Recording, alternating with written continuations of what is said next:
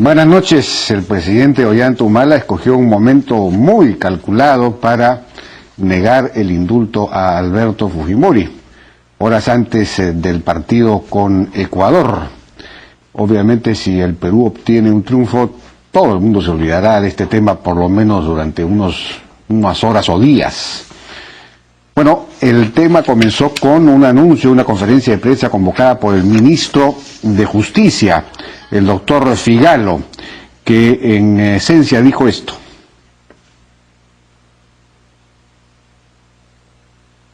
El señor Alberto Fujimori no tiene enfermedad terminal, que tampoco tiene una enfermedad grave, incurable y degenerativa, que junto con las condiciones carcelarias podrían ha provocado también la evaluación, y tampoco tiene trastornos mentales graves, insalvables e incurables, que junto con las condiciones carcelarias hubieran provocado la evaluación. Que el señor Fujimori ha sido condenado por los delitos de asesinato con alevosía, lesiones graves y secuestro agravado. Además, fue condenado por el delito de peculado doloso por apropiación y falsedad ideológica. También ha sido muy importante la evaluación de la ley, que lo que hace es prohibir el indulto por secuestro agravado. Este conjunto de asuntos no permiten al presidente tener la suficiente fuerza como para romper la condena judicial y ejercer su potestad. Bueno, minutos después el presidente Humala convocó también a una conferencia de prensa y explicó las razones por las cuales había decidido finalmente no hacer uso de la prerrogativa constitucional de otorgar el indulto.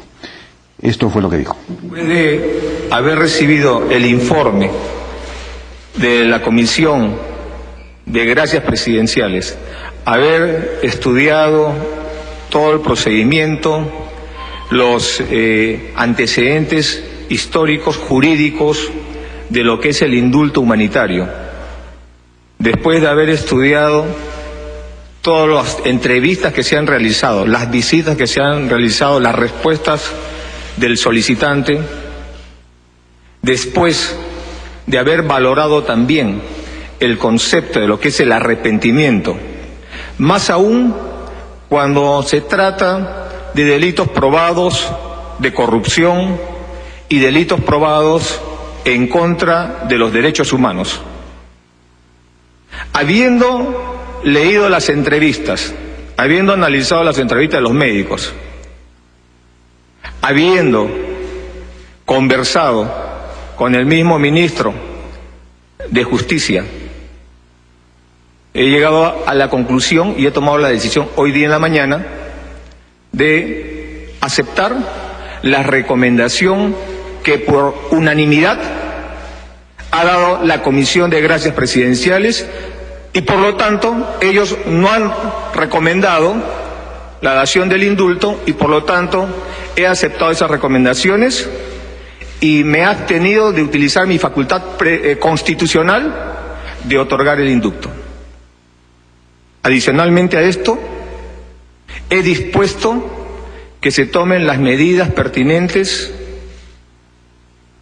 en adecuación a las recomendaciones de algunos de los médicos que participaron en la junta que entrevistó al señor Fujimori.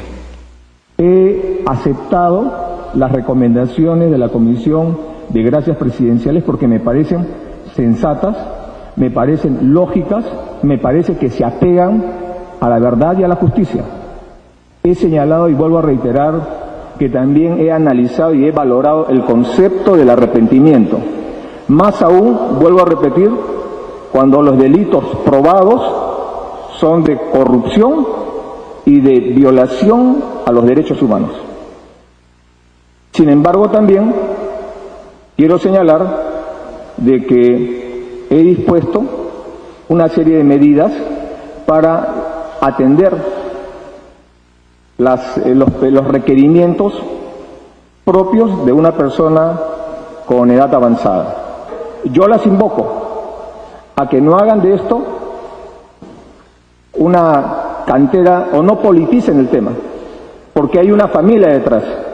Y yo sé el sufrimiento de la familia cuando tiene un familiar preso. Lo que estamos haciendo es justamente mejorar el acondicionamiento de su alojamiento en el Fundo Barbadillo y obviamente los requerimientos que señale el Instituto, el INPE y también los médicos tratantes.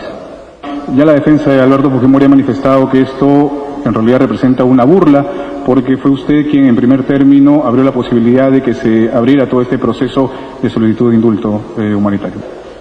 Lo que yo señalé en su momento fue que si estaban en un plan de solicitar verbalmente un indulto, así no se hacen las cosas en el Perú. Y hay que enseñarle a la gente a utilizar los canales institucionales. En cuanto a otras medidas, yo prefiero abstenerme de otras medidas porque el informe no ha sido publicado por respeto al solicitante y a los familiares del solicitante. El arresto domiciliario no lo dicta el Poder Ejecutivo. Esa es una facultad del Poder Judicial. ¿Qué hubiera sido necesario que expusiera el solicitante del indulto o la familia al respecto? Y si usted cree que hubo o no arrepentimiento, aparentemente por su decisión pareciera que ha valorado lo contrario. Cuando en algún momento el solicitante, valga la redundancia, solicite, pida el informe de la Comisión de Gracias, ahí se verá lo señalado por el interno Fujimori en cuanto al arrepentimiento.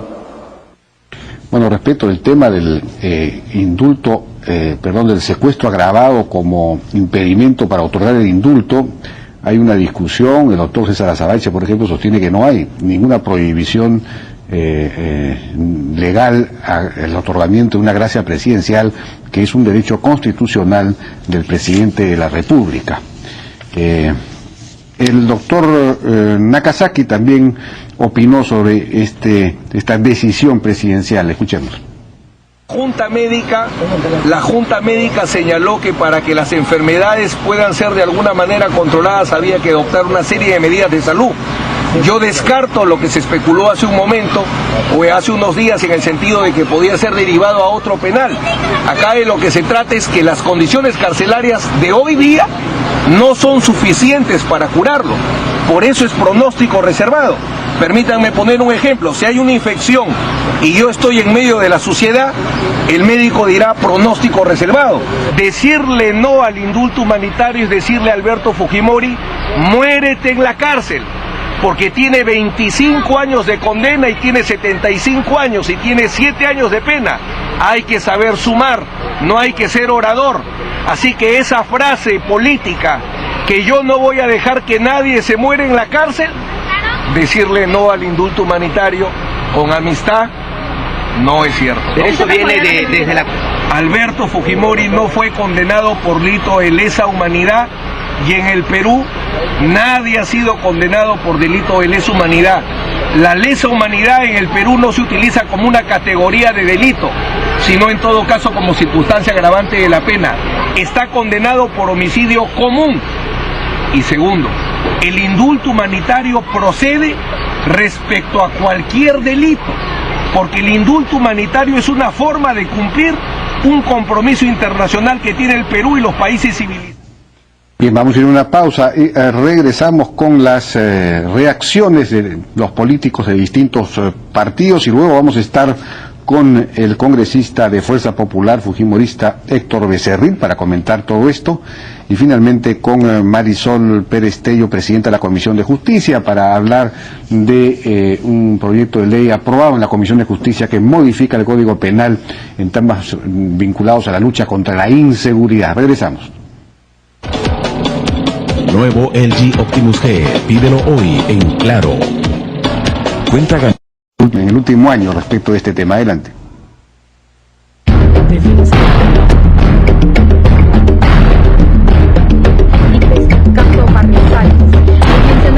En tal virtud, le impusieron 25 años de pena privativa de libertad, vencerá el 10 de febrero del año 2032.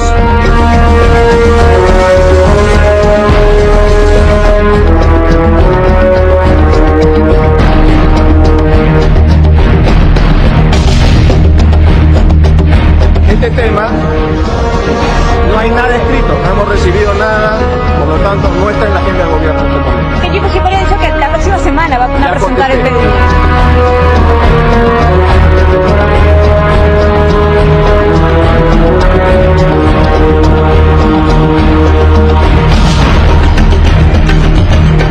Estamos haciendo este documento sobre todo en base a criterios médicos.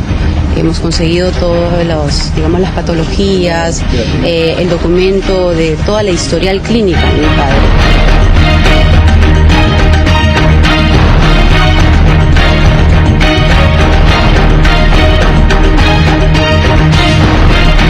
¿Has oído a Diro de saber cuáles eran las verdaderas condiciones en las cuales vive este señor? Pero nada más. O sea, usted dijo alguna vez, nadie merece morir en la cárcel, ¿no? He señalado siempre que no nadie debe morir en la cárcel. Y creo que, a buen entendedor, pocas palabras. Yo he dicho eso, pero usted está especulando, porque está hablando, si el informe dice, salvo que usted haya visto el informe. No, usted tampoco lo ha visto yo, entonces, digamos, no especulemos, algo que... Y bien, hoy hubo reacciones. Jorge del Castillo, por ejemplo, dijo lo siguiente. Dijimos en las semanas previas, ¿no? La decisión que toma el presidente es la decisión que, de acuerdo a sus atribuciones constitucionales, corresponde. Suponemos, confiamos que haya tomado una decisión en conciencia. Hubiera sido positivo o negativo, nuestro deber de ciudadanos democráticos es respetar esa decisión. Esa es la posición, respetar la decisión presidencial y, en fin, aseguro que muchas otras cosas del país siguen adelante, hay que... La atribución constitucional del presidente de la República, que es la de otorgar o no otorgar el indulto, es algo que tiene que ser respaldado y no debe llevarnos a una situación de violencia verbal que se puede convertir en una violencia física, porque lo que necesitamos en estos momentos es asumir este fallo con madurez. Perú Posible, sí, apoya plenamente la decisión del presidente de la República. Cualquier proceso de indulto tenía que tomar en cuenta la voz de las víctimas de Barrios Altos y de La Cantuta. No puede haber justicia pensando solamente en una parte del escenario, es decir, en la familia de Alberto Fujimori. Y cuando vemos que lamentablemente el expresidente no tuvo ni un asomo de arrepentimiento ni de perdón público. No le ha dicho eso, no se arrepintió, lo dijo en la conferencia de prensa. Lo dijo. Entonces es obvio que el presidente Ollanta ha tenido que tomar una decisión pensando también en aquellos que no tuvieron oportunidad ni de un juicio justo. En primer lugar, debo de señalar que como peruano y como autoridad del gobierno respaldo plenamente la decisión del presidente Ollanta, que se encuentra enmarcada dentro de lo dispuesto por la Constitución y que además tiene un aval técnico, médico e indudablemente también un contenido político que no puede dejarse de lado. El presidente en este sentido ha tomado una decisión que va a marcar la pauta en el aspecto democrático en el país, que creo que eso también es muy importante. Y en términos generales, tal como yo lo dije desde un comienzo, hay que respetar la decisión presidencial. Este es un derecho que la Constitución le consagra y ya deberíamos dar el capítulo por cerrado. Yo diría, bueno, tal vez ha utilizado el informe, ¿no?, para justificar la decisión, pero en el fondo es una decisión y así debe ser, porque al ser humanitaria termina siendo personalísima. No todos tenemos la misma sensibilidad ante el sufrimiento, ante el dolor ajeno. Es un tema muy personal. Probablemente don Fernando Belaúnde, caracterizado por su nobleza, probablemente hubiese dado el indulto. De repente Velasco Alvarado, militar, más duro, ¿no?, menos sensible al dolor, al sufrimiento, gente que ha estado en armas, que ha luchado, etcétera, tiene otro tipo de sensibilidad. Entonces termina siendo un tema muy personal y hay que respetar la decisión del presidente. Yo creo que ha habido mucha presión de diferentes sectores para que el presidente de la República tome una decisión lo más rápido posible, y la ha tomado. Por lo tanto, yo creo que es una decisión muy personal, es una facultad y una gracia solamente del presidente de la República, y a él le corresponde asumir toda la responsabilidad de la decisión. Y por lo tanto, los informes legales o médicos que se han ido por ahí recabando son informes que lo han ayudado a tomar la decisión, aunque no son vinculantes, y la decisión al final ha sido la que todos conocemos, de tal manera que... Bueno, el presidente Ollanta Humala efectivamente pues tomó por fin la decisión, no dio el indulto, se amparó en el informe de la Comisión de Gracias Presidenciales, pero más allá de si Fujimori reunía o no las condiciones establecidas para un indulto humanitario, donde, como ha dicho Eguren, el congresista Eguren, pues siempre hay un margen de subjetividad, hay distintos grados de sensibilidad. Es probable que el 60% más o menos de la población que consideraba que Fujimori sí debía ser indultado, estaba pensando en una sentencia, pues, en esta sentencia de 25 años como excesiva, ¿no? Y lo que probablemente estaba pidiéndole al presidente Humala era en el fondo, pues, una suerte de acto de justicia, de reparación, frente a una decisión judicial que tampoco pudo sustentarse en pruebas directas, ¿no? Como sabemos perfectamente, sino en un constructo, en una teoría, en un razonamiento deductivo, en la famosa teoría del dominio del hecho, que llevaba a concluir mediante una serie de deducciones y de indicios, digamos, que Fujimori, por su posición de dominio, tenía que haber conocido los hechos y por lo tanto era responsable. Bueno, a nuestro juicio, sin embargo, correspondía ser exigente con la existencia de pruebas directas, considerando que la estrategia que derrotó a Sendero, como lo hemos dicho muchas veces en este programa, en los 90, no fue la estrategia de grupos de exterminio, no fue la del grupo Colina, que sin duda existió y cometió pues crímenes horrorosos, absolutamente condenables. Pero no fue así que se derrotó a Sendero, sino con una alianza con las comunidades, armando a las rondas campesinas, y se lo derrotó con inteligencia policial en las ciudades, es decir, con una estrategia inteligente, limpia, en realidad mucho más respetuosa de los derechos humanos que la estrategia que se aplicó en los 80, que como sabemos desembocaba siempre pues en masacres horrendas, ¿no? Entonces, pues, a juicio nuestro, lo hemos dicho siempre también, se necesitaba un balance, y la gente me imagino que percibe algo de esto, ¿no? Un balance que no existió en la sentencia final. Bueno, pero repito en todo caso lo que yo siempre he dicho, Fujimori debió ser juzgado y condenado por haber montado un aparato de control político que sojuzgó instituciones, sojuzgó a la prensa para perpetuarse en el poder y además, de paso, para crear la cobertura para actos de corrupción de una enorme magnitud, ¿no? Pero debió ser pues condenado por eso, juzgado por eso, pero no, a nuestro juicio, por crímenes cometidos en la guerra contra Sendero, si es que no se logra demostrar realmente su participación en esos crímenes, ¿no? Bueno, en fin, ya el tema ha sido zanjado, el indulto ha sido denegado y, como dicen todos, pues hay que respetar la decisión presidencial, pero podemos expresar nuestros reparos.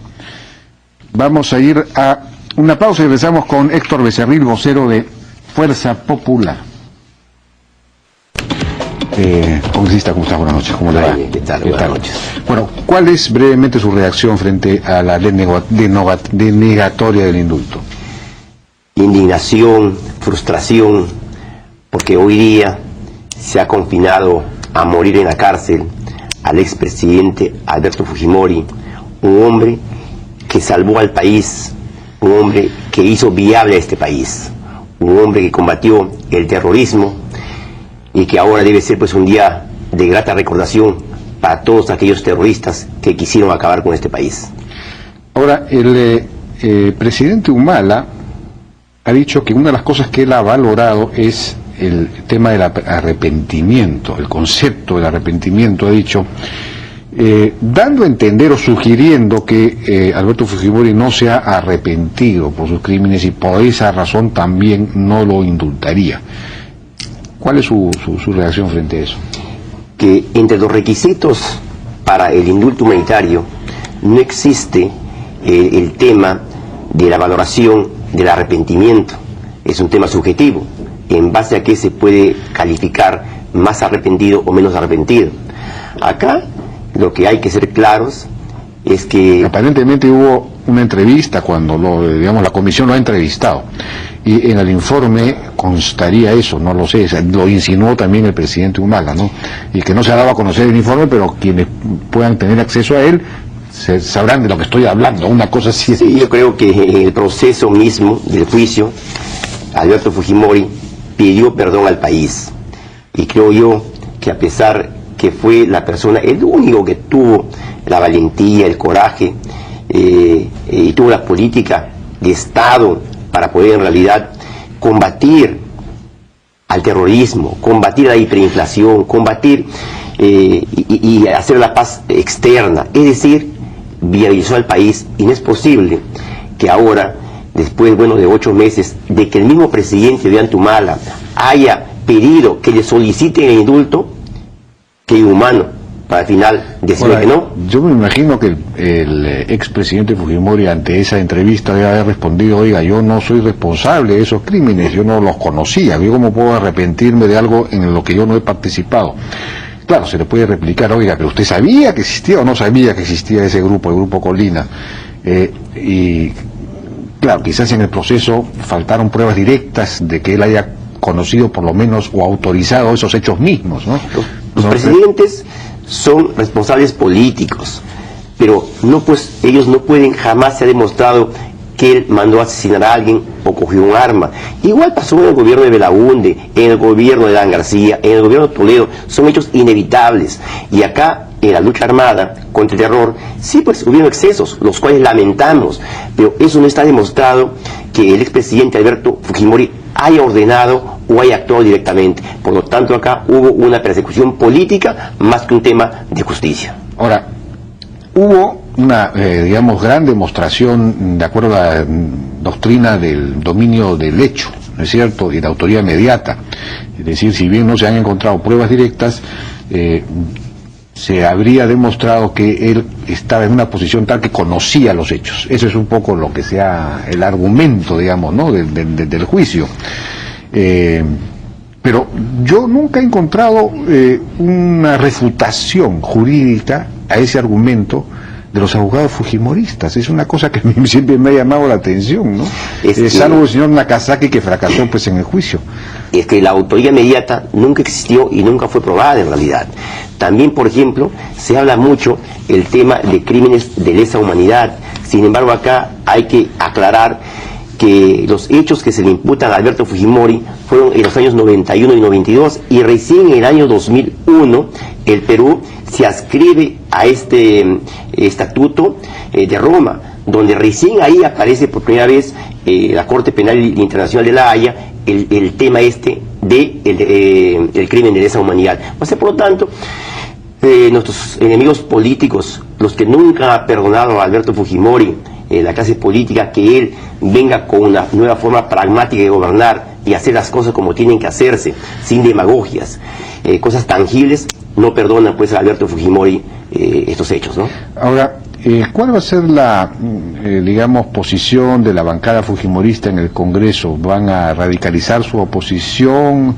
¿Qué actitud van a tener ahora en adelante? Nosotros siempre hemos manifestado, como un partido con una madurez cívica, que esto no va a cambiar la posición del fujimorismo. Seguiremos siendo en la oposición responsable que nos puso los votos en las últimas elecciones. Creemos que por encima del partido de gobierno, por encima de Ollanta Humala, está el país, y así actuaremos coherentemente, apoyando a este gobierno en los temas que sirvan para que el país se desarrolle, y también diciendo no cuando, por ejemplo, viene a querer poner al Estado como empresario, viene con el tema de Repsol o viene con la reelección presidencial. Ahí siempre tendrá una férrea oposición diciendo que así no se maneja el país. Pero ustedes consideran que me imagino que la posición política del fujimorismo frente al gobierno está determinada por los temas generales, pero ¿el fujimorismo ha tenido una actitud contemplativa esperando el indulto? No, nosotros hemos sido claros en lo que había que apoyar al gobierno, hemos apoyado, y también cuando ha habido hechos antidemocráticos de este gobierno, así lo hemos hecho notar. Por ejemplo, nosotros estamos siempre atentos al tema de la reelección conyugal o la reelección que están buscando con Nadine Heredia. Acá para nosotros este es un tema político. Acá no ha habido un fallo en base a un tema médico, sino que evaluando el tema político. Entonces, claro, con la falta, digamos... Pero políticamente quizás, como dicen algunos, una decisión como la que ha tomado el presidente Humala favorezca al fujimorismo, porque victimiza a Alberto Fujimori, que es el líder máximo pues del fujimorismo. Pero acá lo que pasa es lo siguiente: la que está totalmente empeñada en postular el año 2016 es Nadine Heredia. Como el presidente Humala le falta carácter para, digamos, dejar las cosas en su sitio, y Nadine Heredia, con ese afán desmedido de poder, finalmente pues habrá convencido a Ollanta Humala para que no se dé el indulto. No olvidemos que ya todos los presidenciales prácticamente están acusados de una u otra manera. Eso va a favorecer a, pues, como le repito, a Keiko Fujimori, ¿no? Esta de la paradójica, y desgraciadamente es así.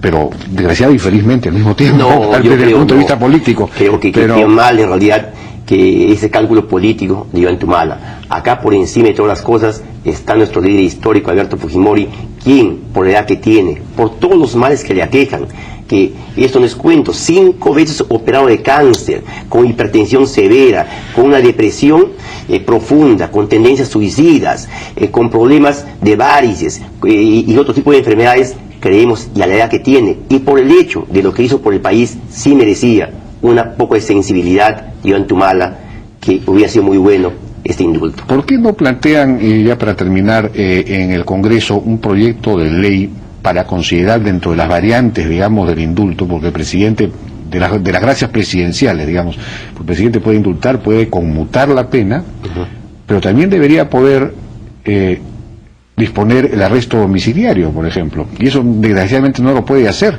¿Por qué no presentan un proyecto de ley? Y me imagino que eso sí sería factible. Bueno, actualmente el arresto humanitario, arresto domiciliario, le pertenece al Poder Judicial. El Poder Judicial puede decir ese tema, ¿no? Pero acá sería simplemente pues cambiar el estado de la cárcel de un lugar a otro. Acá lo que le hace daño al expresidente es el encierro mismo, el saber ahora que prácticamente está condenado a morir en la cárcel. Eso, sumado a la depresión que tiene, obviamente, que va a trastocar tremendamente su estado de salud. Bien, congresista Héctor Becerril, muchas gracias por su participación en La Hora. Vamos a una pausa y regresamos ahora con Marisol Pérez Tello, presidenta de la Comisión de Justicia, para ver este proyecto que han aprobado que modifica el Código Penal en la lucha contra la inseguridad. Regresamos. Bueno, han aprobado en la comisión esta ley de seguridad vinculada a una serie de cosas, ¿no? Que introduce modificaciones en el Código Penal, en el Código Procesal Penal, en el Código de Aplicación, en fin, en una serie de códigos vinculados al tema penal. Y han, creo que, resumido un montón de proyectos, ha sido un trabajo medio titánico, sí, ¿no? Muchísimo. Este proyecto de seguridad, se presentaron 2 temas. Este fue un semestre que se inició con una reunión con el presidente. El presidente del Congreso les dijo a todos los presidentes que así como el semestre pasado el tema había sido terrorismo, sí, este semestre iba a ser seguridad, y que íbamos a hacer un pleno sobre seguridad. Entonces empezamos a trabajar en febrero, revisando todos los proyectos que se habían dado. Había uno del Ejecutivo sobre crimen organizado, había uno del Poder Judicial sobre seguridad, y había un conjunto de proyectos que enfrentaban la problemática de crimen o la problemática de seguridad desde algún ángulo. Y el de crimen organizado, que ya lo aprobaron hace como 2 semanas, ¿no es cierto? Aprobado ese. Sobre la base de un proyecto enviado por el Ejecutivo. Por el Ejecutivo. ¿Qué novedades trae? ¿Para qué sirve? Mira, ambos tienen, vamos a hablar sobre el de crimen primero. El de crimen organizado lo que hace es reconocer la figura, o sea, reconocer la existencia de gente que se reúne une para delinquir, así como hay Eso asociaciones... no es asociación ilícita para delinquir. No, porque la asociación ilícita le faltan algunos elementos que tiene el crimen organizado, ¿no? Por ejemplo, el crimen organizado tiene una estructura jerárquica, tiene mandos, tiene distribución de funciones y tiene, digamos, hay 3 o más personas que, al igual que una SAC, solamente que para el mal, se constituyen con un ánimo de permanecer en el tiempo para generar actividad delictiva. Y eso pues está perseguido internacionalmente porque generalmente es transfronterizo. De hecho, Colombia incluso tiene un asiento en Europol, que es donde deberíamos ir nosotros, la verdad, Jaime. ¿Europol? ¿Qué es eso? Europol es como Interpol, pero en Europa. Entonces están todos los países europeos y han permitido que Colombia tenga un asiento. ¿Por qué? Porque la actividad delictiva vinculada al narcotráfico termina fugando capital y termina fugando delincuentes a Europa. Entonces Europa le ha dicho, ven, siéntate acá porque me tienes que ayudar a perseguir mi crimen organizado a partir de tu crimen organizado. Se supone que el narcotráfico del Perú está yendo a Europa, ¿no? Exactamente. Entonces hay una necesidad y se han firmado una serie de tratados internacionales, la Convención de Palermo, que dice, oigan, ¿saben que esto es una cosa transfronteriza? Y lo que tenemos que hacer es legislar para que la basura no se barra, y hablamos claro, o sea, que hablamos de delincuentes, de un país a otro. Entonces generemos condiciones para la persecución, para la cooperación, para que los delitos sean sancionados con la misma dureza y no se creen pues paraísos delictivos, ¿no? Y eso es lo que ha hecho esta norma. Es una norma bastante interesante que recoge una serie de tipos penales vinculados a crimen organizado y que además señala, por ejemplo, bueno, el delito tributario no está contemplado, pero si yo acredito que tú has cometido un delito tributario para facilitar crimen organizado, entonces también se considera crimen.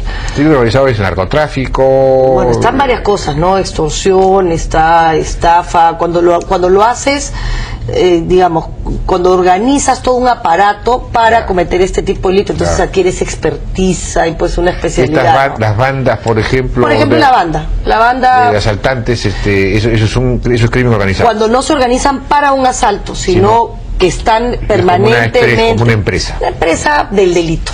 Si lo quieres poner en un lenguaje muy ¿Y eso simple. agrava las penas también? Sí, por supuesto, los agrava hasta un tercio, dependiendo del nivel de participación y claro, mantienes la pena base del delito, o sea, si en el crimen organizado robas o matas, mantienes esa base, pero le incrementas una sanción adicional, ¿no?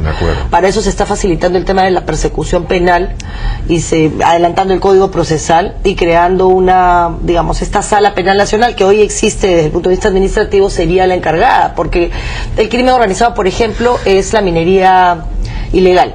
Entonces es bien difícil perseguir minería ilegal o trata de personas en el lugar, porque generalmente se logra corromper todos los aparatos de persecución penal que existen. Entonces hay que proteger al juez, al fiscal, a la policía, y se genera esta sala penal nacional para poder perseguir con cierto nivel de protección el crimen, ¿no? Esa es la misma que perseguiría la violencia política, digamos, la violencia social. Tiene naturaleza distinta, ¿no? Porque no es crimen organizado. Es bien organizado, pero en fin. Sí, bueno, sí, no, es organizado sin duda. Porque también es verdad que hay gente que se dedica a esto sistemáticamente y que tiene incluso financiamiento para eso, ¿no? Hay algunos casos. De hecho, esta sala penal se crea como respuesta al problema de Espinar, ¿no? Para darle, digamos, un reconocimiento jurídico a un tema que responde a una realidad, ¿no? Que es la posibilidad de que los jueces puedan perseguir el delito sin exponer sus vidas y que eso condicione su decisión. Bueno, vamos a ir a una pausa y regresamos ahora con la otra ley, la de seguridad. Regresamos. Nuevo LG Optimus G. Pídelo hoy en Claro. Cuenta ganadora del BBVA Continental. Remax Seguros. Todo va a estar bien. Seguimos conversando entonces con Marisol Perestello, presidenta de la Comisión de Justicia, que fuera de la ley de crimen organizado también han aprobado el proyecto de ley relativo a una serie de modificaciones al Código Penal, al Código de ejecución penal, procesal, de niños, etcétera, ¿no es cierto?, para mejorar la lucha contra la inseguridad. Ahora, no sé si nos puede hacer un resumen, porque eso es bien complicado, son un montón de artículos. No, pero podemos comentarlo, digamos, la lógica del proyecto, porque han habido varios proyectos antes y todavía uno para que los presos extranjeros, básicamente burriers, regresen a sus países y no se queden pululando en el Perú cuando no tienen ni domicilio ni posibilidad de conseguir trabajo. Entonces, regresen a su país, no nos cuesten plata, liberen nuestras cárceles en un 3% de la población penal y resocialicemos a quienes se van a quedar en nuestro país. ¿Eso se ha aprobado? Ya se aprobó, el martes de la semana pasada. Y se han aprobado otros sobre el uso de menores y una mayor sanción penal, pero este de seguridad tiene una lógica que a mí me parece importante. Primero, no tiene el juego de incrementar penas. Porque incrementando penas el tema no se resuelve. ¿Sí? Es verdad que se incrementan 1 año o 2 para que tenga lógica el proyecto en algunos supuestos de extorsión, básicamente vinculados a delitos contra el patrimonio, que son los más reiterativos. La lógica es esta: primero, el primario va a tener todas las facilidades. Vamos a tratar de resocializarlo, vamos a concederle sus beneficios, pero al reincidente y al habitual le vamos a dar todo el peso de la ley. Si tú me demuestras que no tienes ninguna intención de resocializarte, te vas a quedar en la cárcel todo el tiempo que sea necesario hasta que dejes de ser un peligro. Incluso las faltas, Jaime, que antes no se consideraban, no tenían sanción de pena privativa de libertad, cuando sea reincidencia de habitualidad, van a tener sanción penal. Porque ese señor lo que está haciendo es aprovechar los vacíos de la norma. ¿Qué cosa es una falta? ¿Qué diferencia una falta de un delito? Vamos por lo elemental. El delito tiene primero una mayor cuantía y se suponía que un mayor grado de afectación penal. La falta es, por ejemplo, que te arranche la cartera, que te robe la billetera, esto que es lo que en realidad crea el clima de inseguridad, ¿no? Un robo de billetera, por ejemplo, es una falta, no es un delito. No es un delito. O sea que un hurto, digamos, lo que llaman un hurto es una falta. Exactamente. Un hurto donde no hay violencia, sino que si no te sustraigo. Voy al restaurante donde estás comiendo a venderte caramelos, entonces apoyo la bolsa y te quito el celular. Claro, 20 de esos nunca te van a meter a la cárcel. Pero ¿es un tema de cuantía también? También es un tema de cuantía. Si el celular es un iPhone... No, pero en la práctica, Jaime, la policía te lo dice, ¿no? Capturan al muchachito que se roba los espejos y lo tienen que soltar a las 24 horas, porque no hay pena efectiva. Bueno, eso hay que resolverlo. Ya lo resolvimos. Entonces, ¿qué cosa hemos dicho? Si tú eres reincidente, por eso va a haber un registro de faltas. Se está creando un registro de faltas. A la primera te la perdono. Mira, con responsabilidad social. A la segunda y a la tercera te vas a la cárcel. ¿A la tercera? Sí, eso es habitualidad. Ahora, a la cárcel, pero ese es el problema, pues te vas a estas cárceles que son fábricas de delincuentes. Sí. Digamos, lo que debería haber es un sistema de centros de detención pequeños, locales, municipales, o vinculados a las comisarías, no sé, en donde tú puedas poner, pues, por unos días o semanas, como es en Estados Unidos, alguien que comete un hurto, alguien que comete una falta, digamos, lo metes unos días y recibe alguna clase de asistencia social o alguna clase de tipo para que aprenda, pero que reciba alguna clase de castigo, porque si no es la impunidad. Tienes que esperar a la tercera falta para... Sí, hay esa mejora, digamos, sustantiva. Lo otro que hay es... se ha reformado la aplicación de la sanción, Jaime, que eso a mí me parece súper importante. Además es una propuesta del propio Poder Judicial. ¿Sí, aquí cómo? Hoy te decían, si matas a una persona, eres un sicario, te aplico entre 6 y 20. Ya. Y al final el hombre le aplicaba 6. Entonces uno decía, a ver, ¿por qué este señor le aplica en 6 y a este 14 cuando han cometido el mismo delito? ¿No? Había mucho margen para la aplicación de una pena. Entonces, lo que se ha hecho hoy es, la pena se va a aplicar por tercios. El primer tercio, si hay atenuantes, es decir, si por ejemplo matas a alguien o golpeas a alguien y lo trasladas al hospital, con lo cual tienes la intención de por lo menos remediar el daño causado. Eso es un atenuante. Un agravante si haces lo mismo pero lo escondes. Te das cuenta que es el mismo hecho, ¿no? Claro. Yo le pego a alguien y luego genero la muerte de este señor. En un caso lo trato de salvar, en otro caso lo trato de esconder. Claro. Uno es un agravante, otro es un atenuante. Claro. Entonces se divide por tercios. Si hay un atenuante es el tercio más bajo. Claro. Si hay un agravante es el tercio más alto. Y Claro. si simplemente le pegas y luego le generas la muerte, el tipo base es el tercio medio. Con lo cual el juez va a tener un margen de apreciación mucho más pequeño, la pena va a ser mucho más objetiva, claro, y eso va a generar mucha mayor seguridad y certidumbre jurídica, ¿no? Yeah. Sobre eso se ha creado una relación de atenuantes y agravantes, como por ejemplo los crímenes llamados de odio, ¿no? Que es el crimen en razón del sexo, en razón de la religión, o de un equipo de fútbol. O sea, cuando el móvil es un odio por una característica tuya, ¿no? Porque eres blanco, porque eres alto, porque eres de la Alianza, porque eres de la U, porque eres católico. Eso es un agravante, ¿no? Entonces hay y son atenuantes, el caso típico que trates de remediar el daño que generaste con tu actuación. Entonces hay modificaciones procesales que facilitan la investigación, la conducta del abogado para que el proceso no se dilate, porque el abogado no va, en fin, por varias cosas de estas. Ah, eso es importante. Claro. Y que los procesos no se dilaten y hagan pues que se apliquen estos procesos que no tienen sentencia, a veces por responsabilidad del propio procesado. Bueno, pero se supone que con el nuevo Código Procesal Penal la cosa es mucho más rápida. Pero no entra en vigencia en Lima hasta el 2014 y probablemente fines, ¿no? Entonces acá no hemos adelantado la vigencia, lo que hemos hecho es establecer una serie de situaciones que van a facilitar la investigación, el procesamiento y la sanción. Y en el Código de los Niños hemos hecho una modificación, solo una, porque consideramos que eso requiere modificaciones mucho más integrales, como por ejemplo que salga del Poder Judicial y pase al Poder Ejecutivo, ¿no? Porque no te olvides que el tema de los niños hay que tratarlo con educación, con salud, con una serie de situaciones que el Poder Judicial no tiene. Es decir, que Maranguita no dependa del Poder Judicial, sino dependa del Ministerio de Justicia. Pero esa modificación, como no la íbamos a hacer en esta norma porque requiere una serie de estudios, lo que se hizo es decir, mire, mantengamos lo que hay, pero el niño no sale a los 21 años, pues, ¿no? Porque lo que haces, ¿qué cosas hacen las bandas delictivas o el crimen organizado?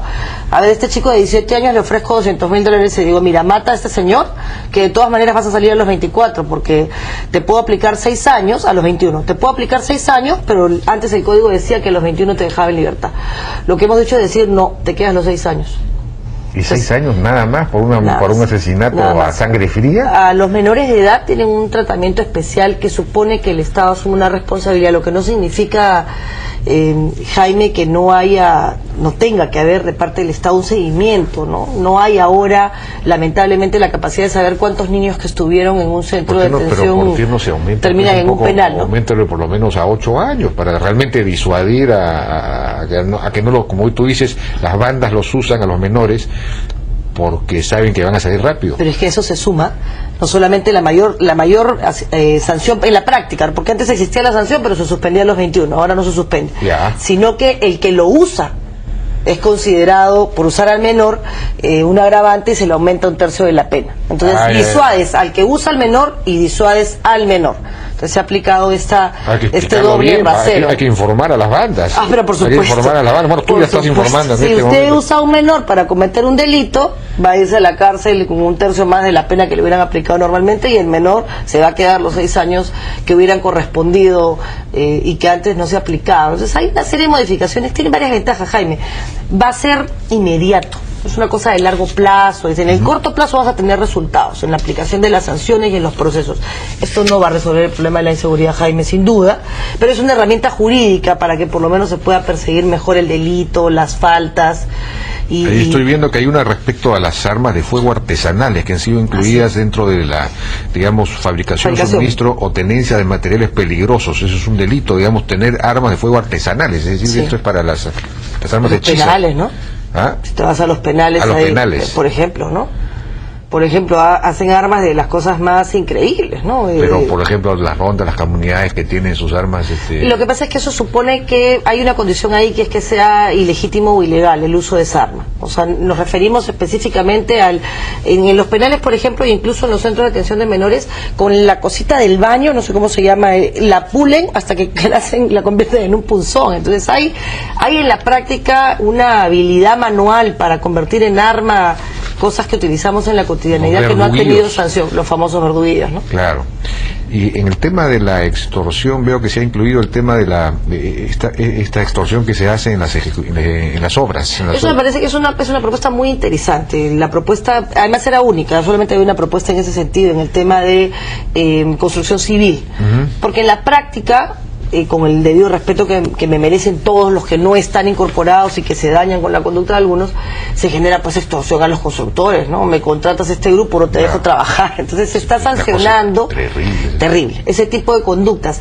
Y se había previsto hacer un registro administrativo, pero con mucho criterio la comisión consideró que esta era una norma de naturaleza penal y que no se podía ofender a todo un gremio, ¿no? Entonces, que en todo caso eso se va a desarrollar administrativamente, y sí es verdad que se creó un registro, pero ya no con las especificaciones que se tenía, sino simplemente para proteger a los buenos trabajadores de construcción civil. Aquí dice, la pena será no menor de 15 ni mayor de 25 años e inhabilitación, conforme a la nueva, si la violencia o amenaza es cometida contra el propietario, responsable o contratista de la ejecución de una obra de construcción civil, pública o privada, o de cualquier modo impidiendo, perturbando, atentando o afectando la ejecución de la misma.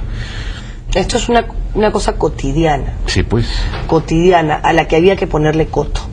Entonces lo que hemos hecho es regular aspectos de la realidad. Se han aumentado solamente 3 tipos penales, Jaime. Lo demás ha sido básicamente estas grandes modificaciones al Código Penal, pero a la parte sustantiva, que es la parte que te habla de la aplicación de la pena, de los atenuantes, de la reincidencia, de la habitualidad.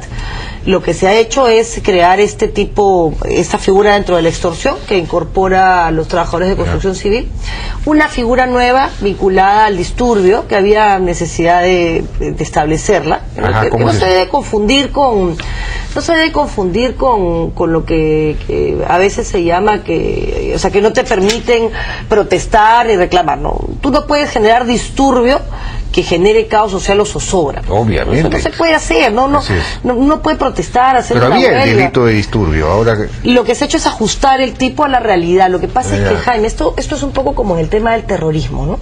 La gente dice, oye, a ver, Marisol, pero habían sanciones y lo que se ha hecho solamente es aumentar algunos tipos, como en el tema de feminicidio, que también por fin ya se reguló y hoy está en segunda votación. Claro, pero hay supuestos como el terrorismo. ¿Te acuerdas cuando al final se sancionaba el terrorismo? Sí, pues el terrorismo mata, el terrorismo ataca al patrimonio, claro, pero el móvil hace que la conducta de este señor, que lo que hace finalmente sí es volar una torre, matar a una persona, sea mucho más peligrosa que la del que simplemente vuela una torre porque está loco, porque quiere volar la torre para vender el producto. Entonces lo mismo pasa acá.